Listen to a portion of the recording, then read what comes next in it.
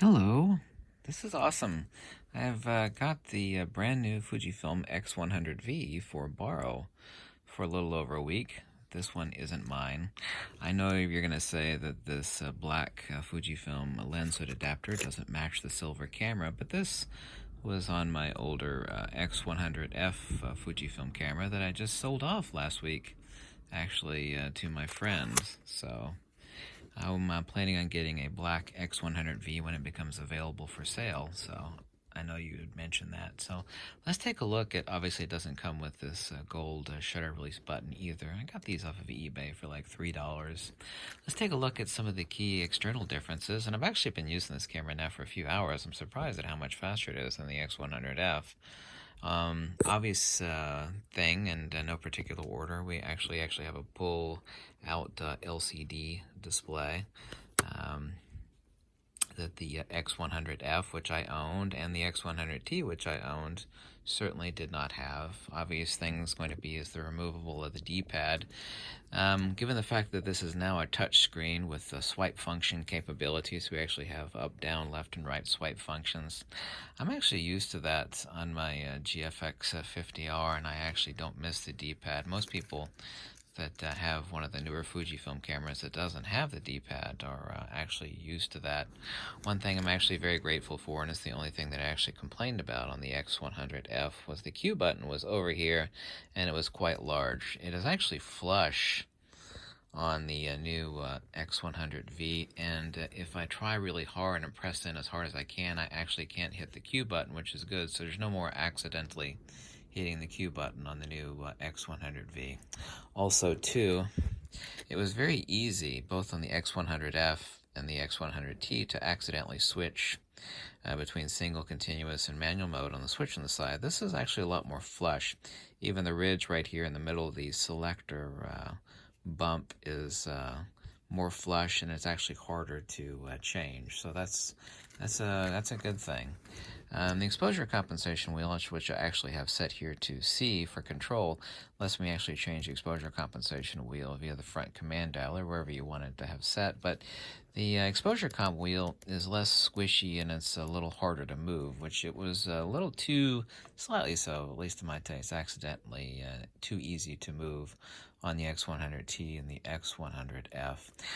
What we actually have different too is on the ISO wheel, where on the X100T and F you actually had to pull up and keep pulling up while you turned your dial for ISO. It stays up until you seat it back down again, so no more holding and turning, so that's a good thing.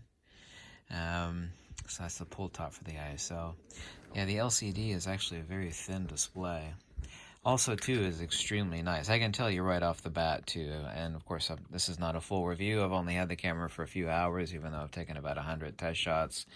The camera, and I've been shooting everything at f2, is significantly sharper. I know about the new design on the built-in lens on the X100V, and it is unquestionably sharper than it was on the T or the F or all prior versions. Let's take a look at another difference down here too. This is actually a nice feature. Is this flush battery compartment door is different on the X100V.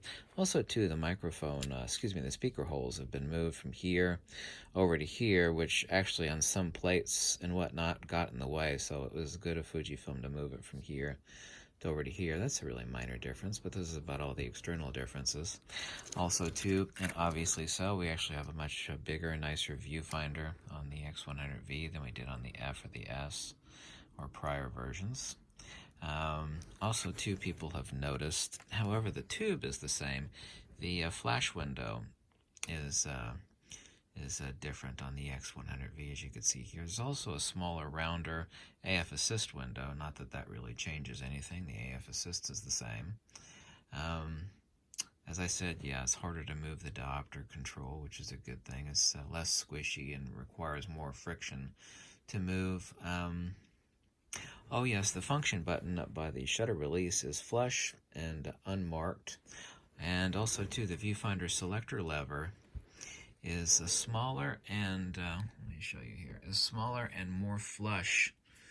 This bump up here is stuck out a lot more on the X100 F and T than it does on the X100V here. Also, too, on the X100V, the top sits very flush and even with the top of the frame of the camera, and it was further down on the X100V and, the X100F and T. I had D-pad removal and, the tilting display. Let me zoom out here a little bit. It's significantly faster. I absolutely love the fact that there's touch capability, and you can set the autofocus touch parameter for the entire screen. I actually shoot left eye dominant, so my nose is over here, and that way I can actually just, and as I have just this parameter set for touch functionality, using my thumb for autofocus point selection, and it is really nice on the X100. That's actually the most welcome feature. Actually, the two most welcome features, to me anyway, is the autofocus point to selection and selectability on the X100F. Also, too, the tilting LCD display that actually can bring the camera down at waist level or lower and actually tilt out the LCD display. But also, too, the removal of the Q button, and it cannot accidentally be hit anymore. Even if I sit there and press as hard as I can, I actually have to physically select the Q button. It can't be accidentally selected. The LCD display, just like on the X Pro 3, I don't know if it's exactly the same as the X Pro 3, but it's very, very sharp and very smooth and buttery on the X Pro 3, and it also is a welcome addition on the X100V here. As you can see, too, the drive and delete buttons, the location, and the AEL, auto exposure, and autofocus lock button. I'm trying to think of any other differences other than some change on placement for a playback and menu button, and the joystick remains about the same. This is my own little handmade hand strap that was on my X100F and T, and it works perfect on this camera. You might consider making one if you're getting an X100V. This lets me actually hold the camera like this, position my hand like this. So I'm actually able to keep my hand away from the camera, which actually helps induce less shake into the camera because there are fewer muscles fewer contact points between my hand and the camera. And it also, too, removes the hand away from the camera, not only for protection from dropping, but also to let air pass between your hand and your camera when you're actually out walking and it's nice and hot outside, so you're not sweating between your hand and the camera. Extremely nice camera. Actually, it's far better than extremely nice. It's exquisite. I actually can't imagine a nicer, better street and travel camera than this sucker. But I mean, this is not a final review. I've only been using it for a few hours now. But I've got it for about a week and a half or so before I have to send it back. But yeah, that's why I'm going to get a black version of this. Not that there's anything wrong with the silver version, but that's why using my hood on this borrowed camera, just to protect the lens. Also, too, there's one thing that people have asked me about, and it's no different than it is on the X100F and T. People say, well, why do you need to buy, let me take the hood off here, and of course I actually have a B+W filter. Why do you need to, for weather protection, why do you need to buy, and of course this screws off, and there's a filter right here, B+W filter, which you need to seal. The way the actual the lens subassembly sits into this tube that actually diaphragms in and out, there's no way you could actually technically seal the gap, and you can't see it here, but it's between the lens and the external barrel. There's no way you could weather seal that.